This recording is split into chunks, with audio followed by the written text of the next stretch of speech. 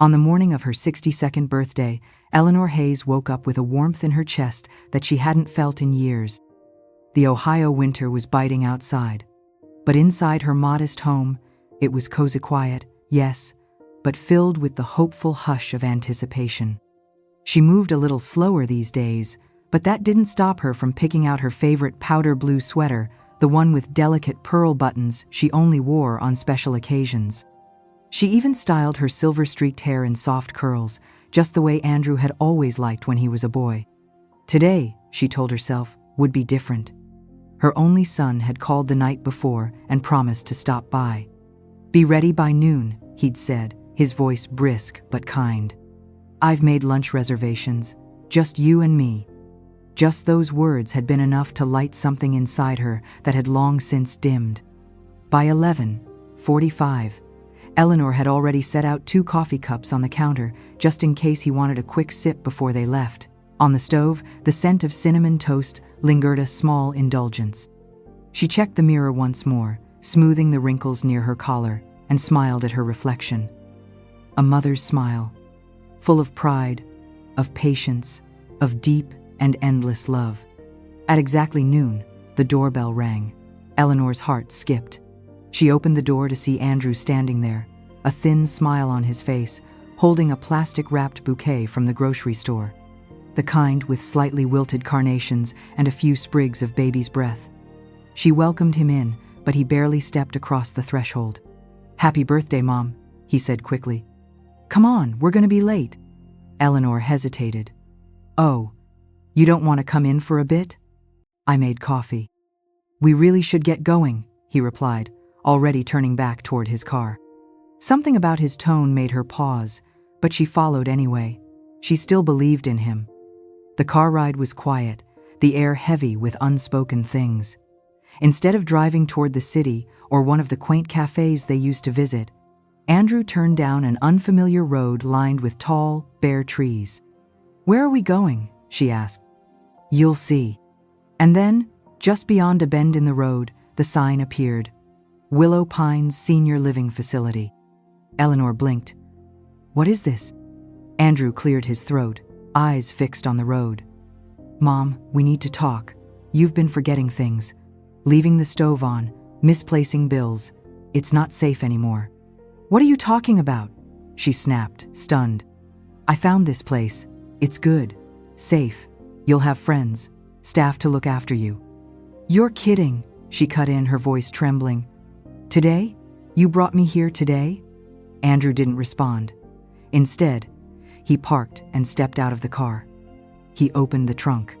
Eleanor's world tilted. There, neatly packed, was her suitcase. Her favorite cardigan poked out from the edge, and she suddenly understood. He had been in her home. He had gone through her things. Her chest tightened. "You packed my things without telling me?"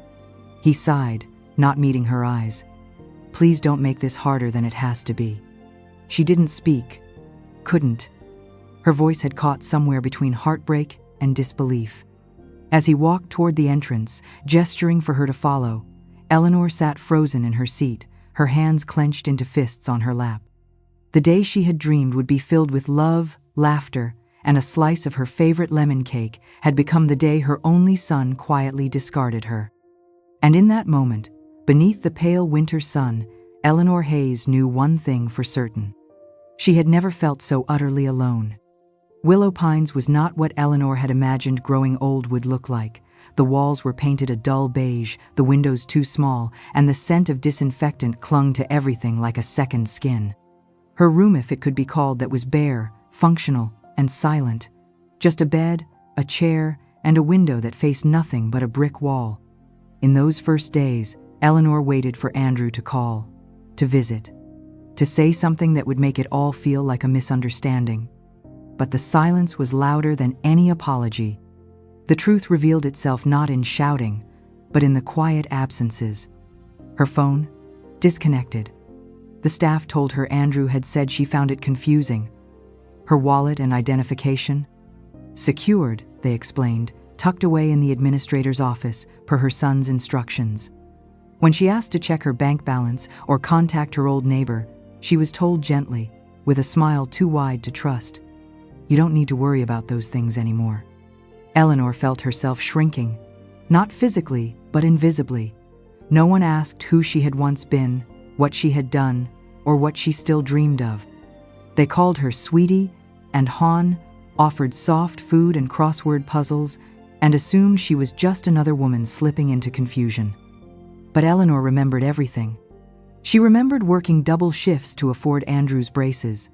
She remembered patching together scholarships and loans to put him through college. She remembered the joy of his graduation and the slow, sharp way that joy had turned to distance, to clipped conversations, to financial requests wrapped in guilt.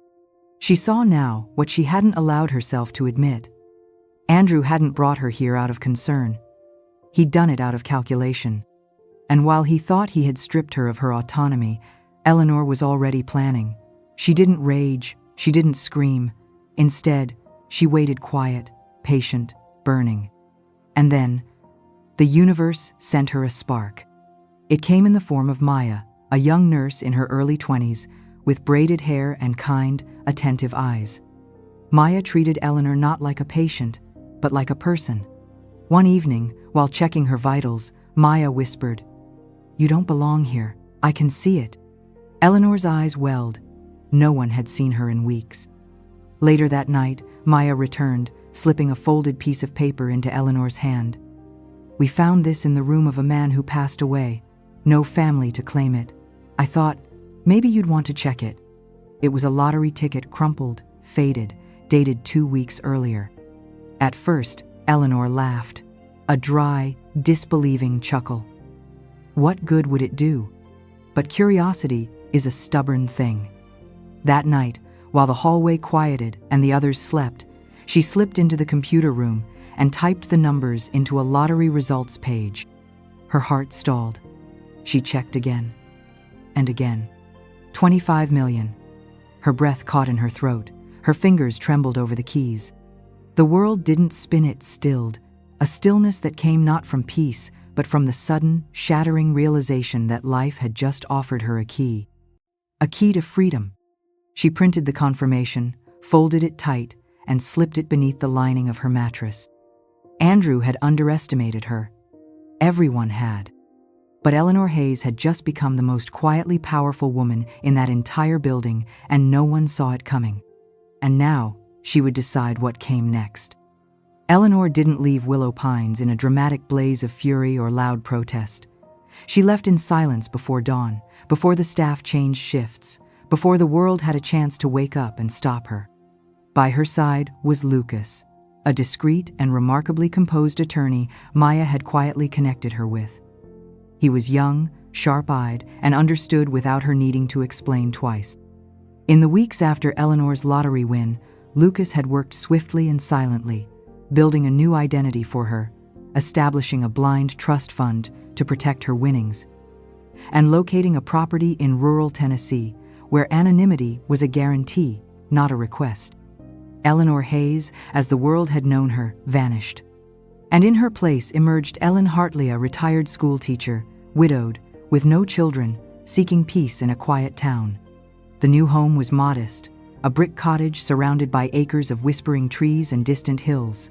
No neighbors too close, no curious glances. Just birdsong in the morning, wind in the pines, and space to breathe for the first time in years. Eleanor spent her first weeks moving slowly, intentionally learning the rhythms of solitude, reacquainting herself with silence that didn't feel like punishment. She planted herbs in clay pots by the windowsill. She cooked meals she liked, at the pace she liked. She walked every evening down the gravel path at the back of the property, letting the air untangle her thoughts.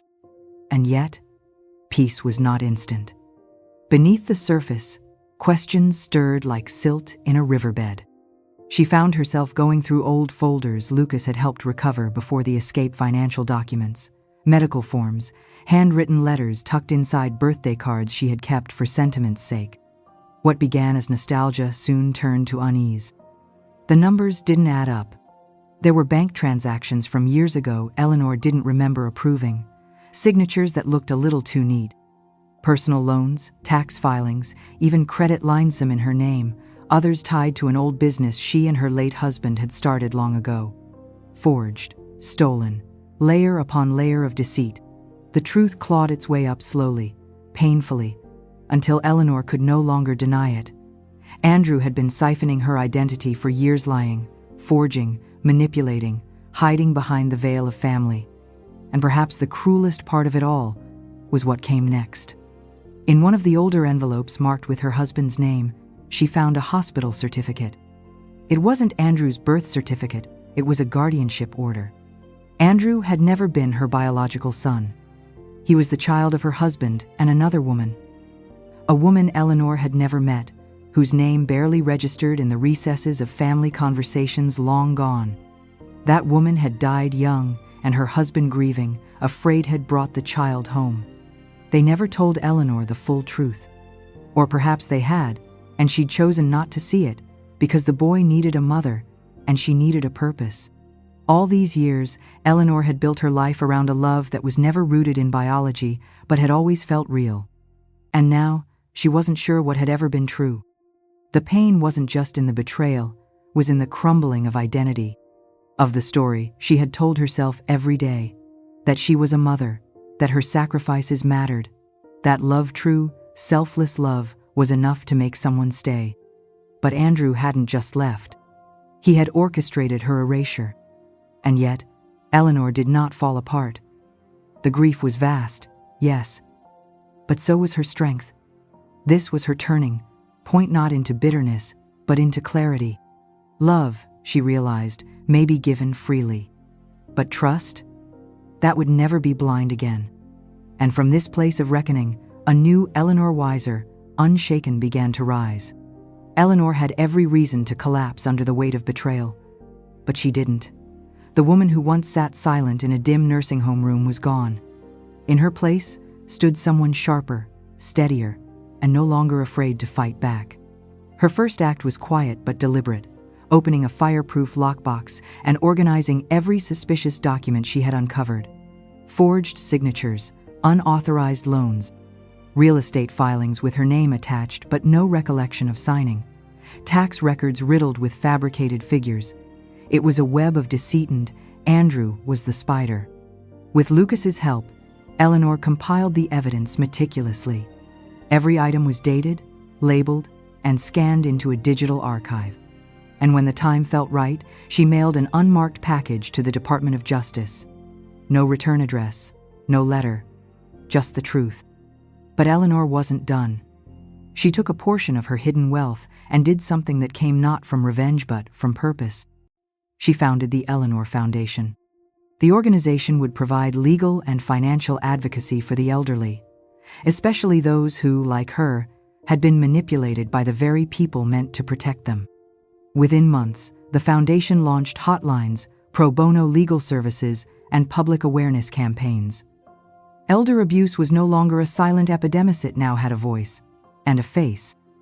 Eleanor's. It didn't take long for word of the foundation to reach Andrew.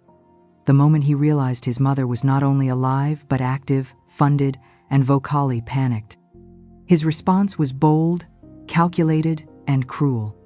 He filed a petition in court, claiming Eleanor was mentally unfit to manage her affairs, that she had been manipulated by outsiders, that she suffered from paranoia and delusions. His goal?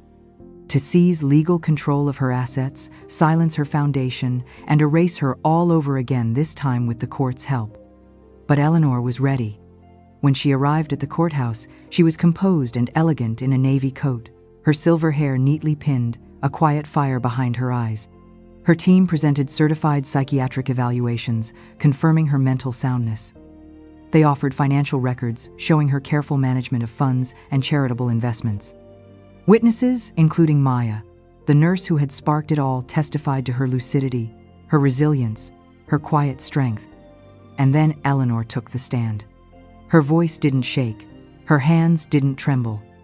She looked directly at the judge and told her story not as a victim, but as a survivor.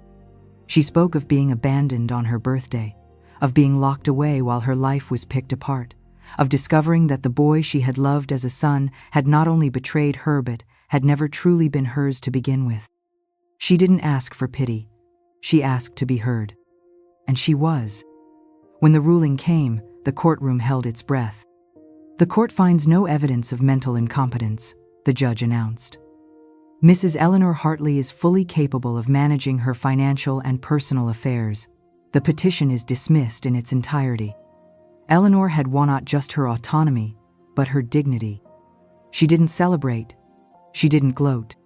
She walked out of that courtroom the way she had entered, tall, poised, and unshaken. Because the truth was clear now. She had not only survived betrayal, she had rewritten the story. From discarded mother to fearless advocate, Eleanor had become the woman her enemies never saw coming. And the game? It was no longer his to play. The courtroom battle may have ended, but for Andrew, the reckoning had only just begun.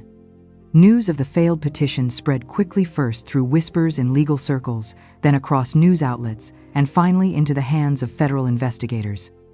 Eleanor Hartley, the elderly woman once thought to be frail and confused, was now the symbol of quiet resistance. And Andrew, her son, her betrayer, was exposed for who he truly was. The media didn't hold back.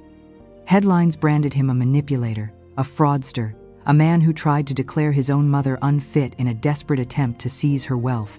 Photos of him entering and exiting courtrooms were plastered on national television.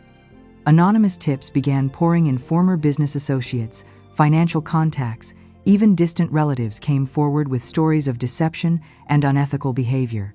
Federal agencies launched an official probe. Bank records, forged signatures, fraudulent loan saw began surfacing in a trail that led directly to Andrew. His accounts were frozen, his credit lines revoked, contracts canceled. Within weeks, his company collapsed under the weight of public distrust and legal scrutiny. But perhaps the most devastating blow came from home. His wife, Sophia, once fiercely loyal, filed for divorce. In her statement through an attorney, she expressed deep sorrow for Eleanor and disavowed any involvement in Andrew's actions. She took their 2 children and left. In just a few short months, Andrew lost everything. No job, no reputation, no family. And still, Eleanor said nothing. She watched the unfolding chaos from a distance, not with vengeance, but with clarity. This was not a victory. This was the inevitable unraveling of a life built on lies. One quiet evening, a letter arrived at her doorstep. It bore no return address. Inside, a single photograph. It was from years ago, a birthday long before the betrayal. Eleanor was laughing in a yellow cardigan, cake on her cheek. Andrew stood beside her, smiling, his arm around her shoulders. On the back, written in handwriting she knew too well, "You always believed in me. I'm sorry that wasn't enough." For a long time, Eleanor sat with that photo in her hands. Not crying, not angry, just remembering. She remembered the boy who scraped his knees and called for her in the night. The teenager who swore he'd make her proud. The young man who hugged her with trembling arms the day her husband died. All those versions of Andrew had once been real. But they were gone, now buried beneath ambition, deceit, and a need for control. She could see now that the betrayal hadn't happened all at once. It had arrived in increments, in the lies she forgave, the doubts she suppressed, the trust she extended again and again, hoping love would be enough to hold them together. But it wasn't. And now, holding that photo, Eleanor understood something deeper. Forgiveness isn't about giving someone another chance. It's about freeing yourself from the weight of what they did. She didn't call Andrew. She didn't respond to the letter. Instead, she placed the photo in a wooden box, with no lock, just a lid that could be opened or closed, depending on the day. It was not a shrine, nor a wound. Just a memory. A chapter that had ended. And Eleanor? She was still writing the rest of her story with clear eyes, an open heart, and no illusions left.